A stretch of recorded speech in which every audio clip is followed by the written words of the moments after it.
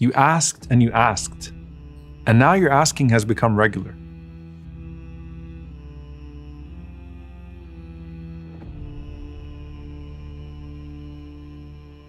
You've learned to talk to Allah throughout the day and throughout the night.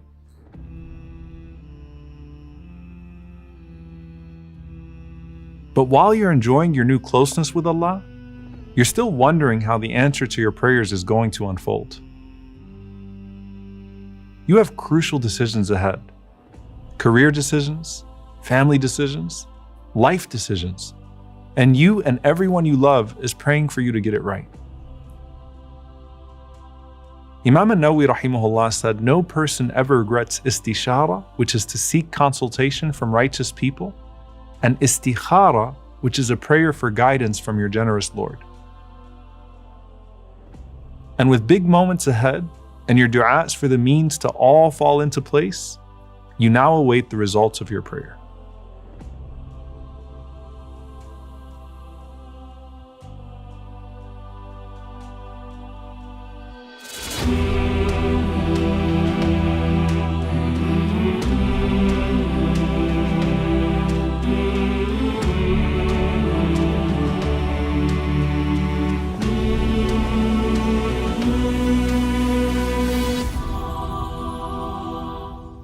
The Prophet ﷺ made dua for 13 years as he and his followers were persecuted for their Islam.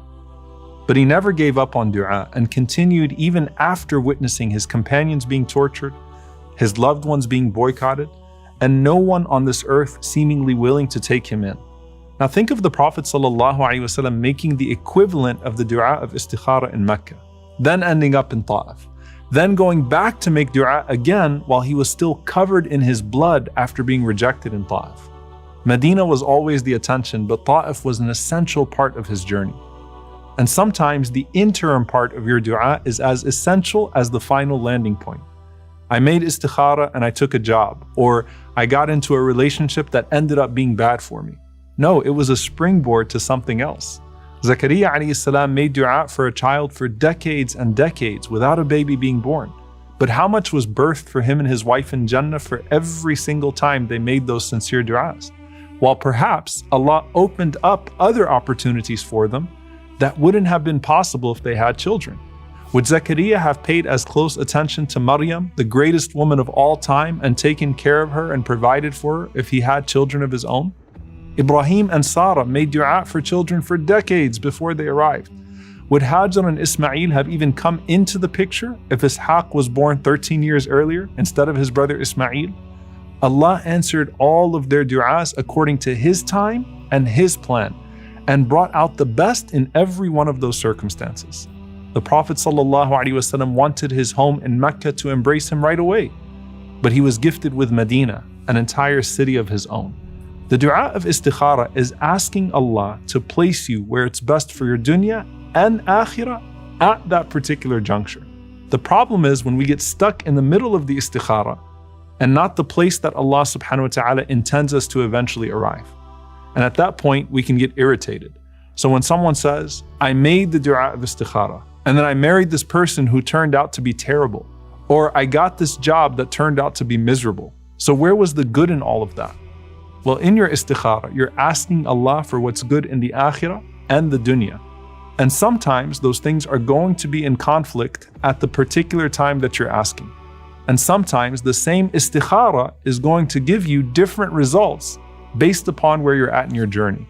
Allah subhanahu wa ta'ala maybe wanted you to grow in your character and raise your rank the first time that you made the istikhara. How? By depriving you of what you were asking for in this life, but giving you something better in the hereafter.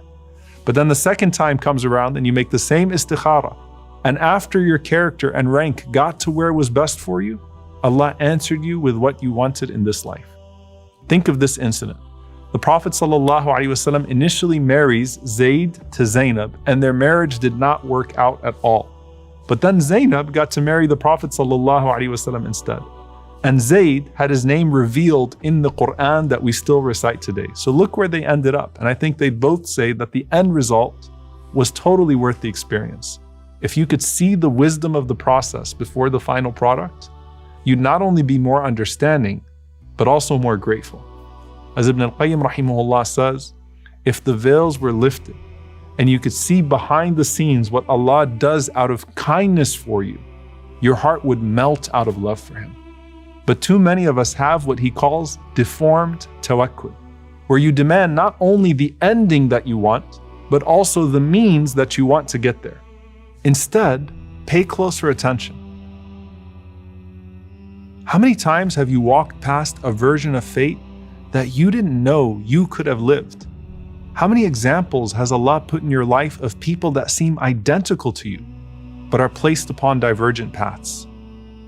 That could have been you. And had it been you, it would have been better for you. Because whatever state leads your heart back to Allah is the best one for you at any given time.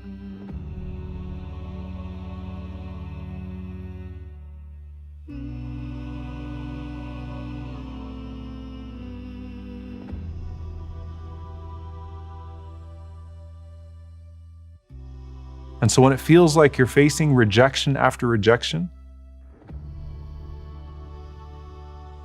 but that's what keeps pushing you back to Allah over and over again, then maybe that was the whole point of the rejection in the first place.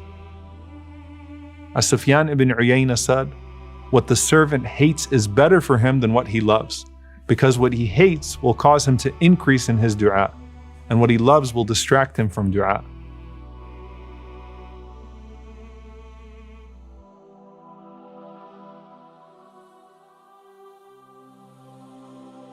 And as the time passes and the need becomes more urgent, your prayers become more urgent as well.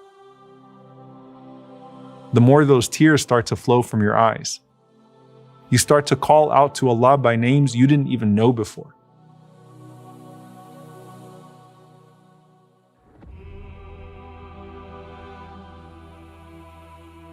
You connect with Allah on a higher level than ever. Then you realize that the delay along the way was actually the greatest gift. لا يكن تأخر أمد العطاء مع الإلحاح في الدعاء موجبا ليأسك فهو ضمن لك الإجابة فيما يختاره لك لا فيما تختاره لنفسك وفي الوقت الذي يريده لا في الوقت الذي تريده. If in spite of intense supplication, there's a delay in the timing of the gift, let that not be the cause for your despair. For He has guaranteed you a response in what He chooses for you, not in what you choose for yourself, and at the time He wills, not the time you desire. And the tranquility that comes when a person finally decides to let go of the outcome they so desperately want is a feeling beyond words. A humble submission to Allah. And it may even be that Allah will not give you what you think you need until you merely want it. Sometimes He breaks your dependence on it, then He gives it to you. And sometimes in forms and from places you would have never imagined. وَمَنْ يَتَّقِ اللَّهَ يَجْعَلْ لَهُ مَخْرَجًا وَيَرْزُقْهُ مِنْ حَيْثُ لَا يَحْتَسِبُ. Whoever has taqwa of Allah, He makes a way out for him and provides him from places he would have never expected. So when your next test comes along, you'll have more spiritual and mental strength to face it than you would have ever had before. قل لن يصيبنا إلا ما كتب الله لنا هو مولانا وعلى الله فليتوكل المؤمنون.